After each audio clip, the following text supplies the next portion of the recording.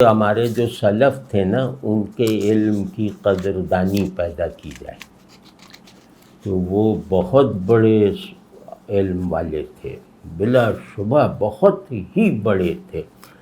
تو وہ دیکھیے، اب یہ حسن اخلاق جو قرآن کا مقصود ہے، آپ صلی اللہ علیہ وسلم فرمایا کہ میں اخلاق سکھانے آیا ہوں، ٹھیک ہے نا؟ تو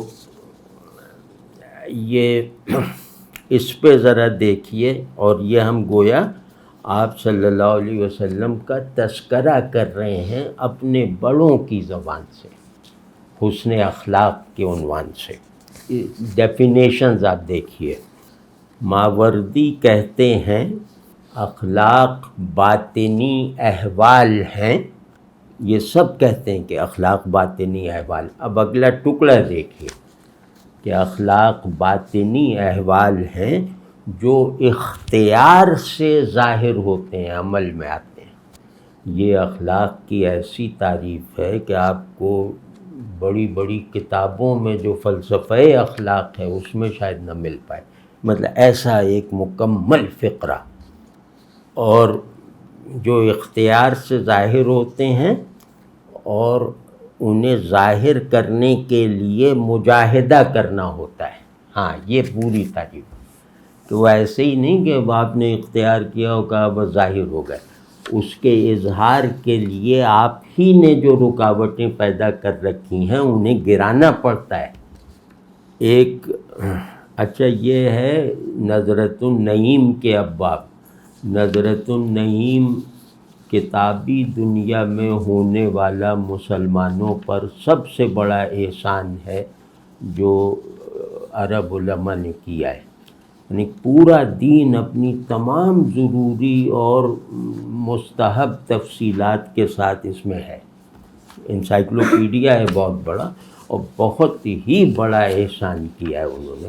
ہر چیز جو دین کے عنوان سے ہے، ہر چیز، نفسیات، معاشیات، معاشرت، یہ سب اس میں جمع کر دی ہیں، اور بہت مضبوط اسناد کے ساتھ، یعنی ہر چیز نصوص پر ہے۔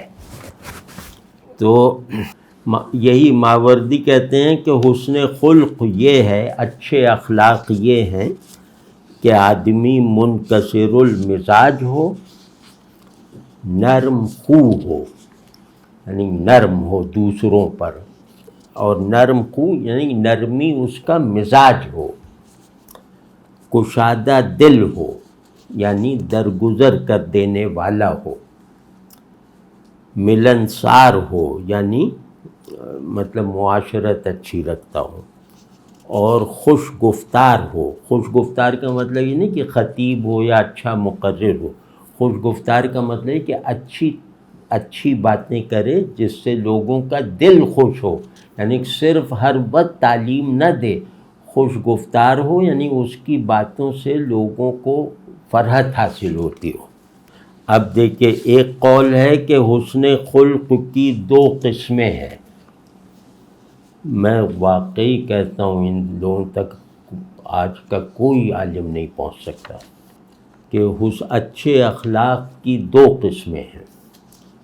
ان میں سے ایک ہے اللہ کے ساتھ، یعنی اللہ کے ساتھ اچھا اخلاق کیونکہ تعلق کی سائنس ہے نا، تو تعلق اللہ سے ہے تو وہ بھی، اس کے لیے بھی اخلاق درکار ہیں۔ تو یعنی بندہ یہ جان لے کہ جو یہ کرے گا اس پر استغفار واجب ہے، اور جو اللہ کرے گا اس پر شکر واجب ہے۔ ایسا قول آپ دکھا دیجئے کسی کے یہاں، مطلب آج کل کے لٹریچر میں ذرا دکھا دیجئے کہیں۔ اور یہ جو ہیں، یہ بزرگ ہیں، ان کا نام نہیں لکھا ہوا، پتہ نہیں کون، لیکن بہرحال دیکھیے یہ ہے کہ اللہ سے تعلق کا ادب یہ ہے کہ میں جو بھی کروں گا اس پر استغفار واجب ہے، اور اللہ جو بھی کرے گا اس پر شکر واجب ہے، چاہے نعمت دے چاہے نعمت لے لے۔ لہٰذا ہمیشہ یہی بزرگ فرما رہے ہیں، لہٰذا ہمیشہ شکر گزار رہو استغفار کے ساتھ، درجہ احسان کے حصول کی کوشش میں رہو۔ اب یہ مطلب یہ پوری کتاب ہے، اگر اس کی تفصیل کوئی آدمی ذرا اچھی طرح کرے فلسفیانہ انداز سے یا جیسے بھی علمی انداز سے، تو یہ پوری کتاب ہے یہ ایک قول۔ اور حسن خلق کی دوسری قسم ہے لوگوں کے ساتھ حسن سلوک کیا جائے۔ یہ تو عام بات ہے، سب جانتے ہیں۔ اب یہ کہ اس میں دو باتیں جمع ہیں، حسن سلوک میں دو باتیں جمع ہیں۔ ایک یہ کہ قول اور فعل دونوں سے بھلائی کرنی ہے دوسرے کی، اور اسے ایذا پہنچانے سے بچتے رہنا ہے، قول سے بھی فعل سے بھی۔ تو اس حسن خلق کی 5 بنیادیں ہیں۔ اب دیکھیے یہ ہے علم، وہ تو ایک جیسے معروف بات ہے۔ اب دیکھیں انہوں نے اس کو کس طرح بیان کیا ہے کہ حسن اخلاق ہمارا آپس میں کیا ہے، کہ علم نہیں ہوگا تو اخلاق پورا اظہار نہیں پا سکیں گے، اور علل ٹپ خوش اخلاقی مداہنت پیدا کرتی ہے، بے غیرتی پیدا کرتی ہے۔ تو علم کہ کس کے ساتھ کیا کرنا ہے، ٹھیک ہے۔ اور سخاوت سب جانتے ہیں، صبر، صلح پسندی، اور ان سب کی بنیاد حفظ ایمان، اپنے ایمان کی، اپنے دین کی حفاظت کرتے ہوئے یہ 4 چیزیں کرو، یا اسے محفوظ رکھنے کے لیے اس دنیاوی زندگی میں یہ 4 چیزیں کرو۔ تو اس سے کیا ہوگا کہ آپ میں اپنا کوئی گھمنڈ نہیں پیدا ہوگا کہ میں اتنا سخی ہوں۔ آپ کو لگے گا کہ یہ سخاوت اصل میں اپنی کمزوری کو جو ہے وہ ابھرنے نہ دینے کے لیے کر رہا ہوں، ورنہ میرا ایمان غیر محفوظ رہ جائے گا۔ تو ایک ہمبل ہو کر لوگوں کے کام آنا، تاکہ میں اللہ کے ساتھ اپنے تعلق کی اعتقادی سطح کو بھی محفوظ رکھوں۔ ہاں، سیدنا علی رضی اللہ تعالیٰ عنہ فرماتے ہیں کہ اخلاق کے 3 حصے ہیں۔ اب یہ بالکل الگ زاویے سے فرما رہے ہیں کہ اخلاق کے 3 حصے ہیں: حرام سے پرہیز، حلال کی طلب، اور بندوں کی سہولت کا خیال۔ یہ بالکل، یہ بھی جیسے لگتا ہے کہ الہامی بات ہے کہ حرام سے پرہیز اور حلال کی طلب یہ آپ کے باطن کو خیر پر رکھے گی، یعنی اخلاق کا جو باطنی اسٹرکچر ہے نا، اس کو یہ مضبوط کرے گی، حرام سے پرہیز، اور یہ اخلاق کو اصل پر رکھے گی، یعنی اللہ سے تعلق اصل ہے مخلوق سے تعلقات کی۔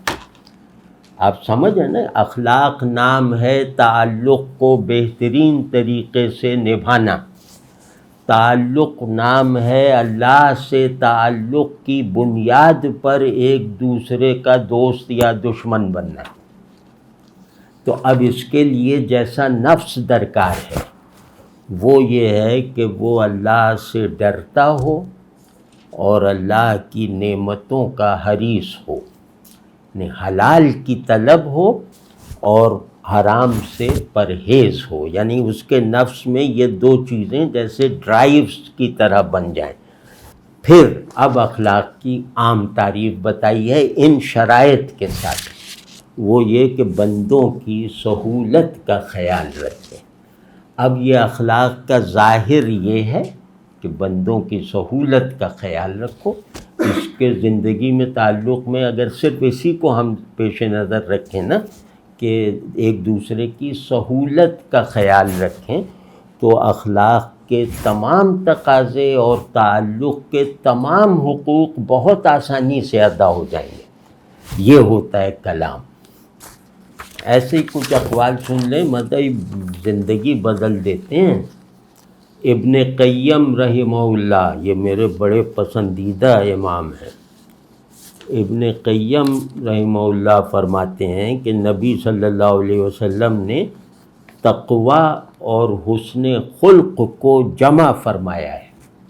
اب دیکھیے کیا نکتہ نکالتے ہیں کہ تقوی اللہ اور بندے کے تعلق کو محفوظ رکھتا ہے، اور حسن خلق بندے اور اللہ کی مخلوق کے تعلق کو درست رکھتا ہے، کہ تقوی سے اللہ کی محبت مل جاتی ہے اور حسن خلق سے اللہ کے بندوں کی۔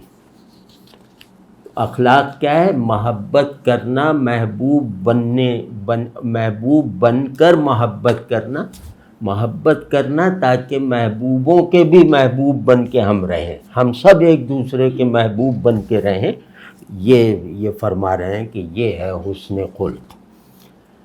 اللہ اکبر۔ اچھا، اب انہوں نے خلاصہ بتا دیا ہے کہ حسن خلق آسانی سے، تاکہ ہم لوگ سمجھ لیں، اور اس میں ہمیں یہ اندازہ کرنا بغیر کسی اور کی مدد کے آسان ہو جائے کہ ہم میں کیا کمی ہے جو پوری کرنی ہے اور کیا ہے جس پہ شکر کرنا ہے۔ کہ بااخلاق آدمی حیا دار ہوتا ہے، یہ شرط پوری کرنا آج کل بڑا مشکل بنا دیا گیا ہے۔ بااخلاق آدمی حیا دار ہوتا ہے، ایذا رسانی سے بچتا ہے، صلح کی کوشش کرتا ہے، ہمیشہ سیدھی بات کرتا ہے، دعوے پر عمل کو ترجیح دیتا ہے، فضول چیزوں کو ترک کرتا ہے، نیکی کو اہمیت دیتا ہے، ملنسار ہوتا ہے، بردبار ہوتا ہے یعنی درگزر کرنے والا ہوتا ہے، شکر گزار ہوتا ہے، اللہ کی خوشنودی تلاش کرنے والا ہوتا ہے، اور اپنی تعریف سے بھاگنے والا ہوتا ہے، نہیں اپنی تعریف سننے سے اسے شرم آتی ہے، اور شفیق ہوتا ہے۔ اور اب یہ جو چیز نہیں کرتا وہ یہ ہے کہ بد دعا نہیں دیتا، گالی نہیں بکتا، چغلی نہیں کھاتا، غیبت نہیں کرتا، جلد بازی نہیں کرتا۔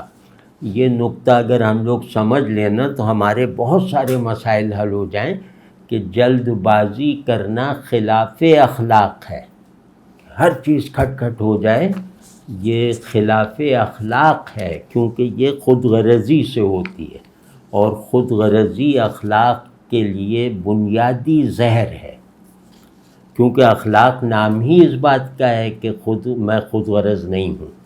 اخلاق شروع ہی یہاں سے ہوگا نا۔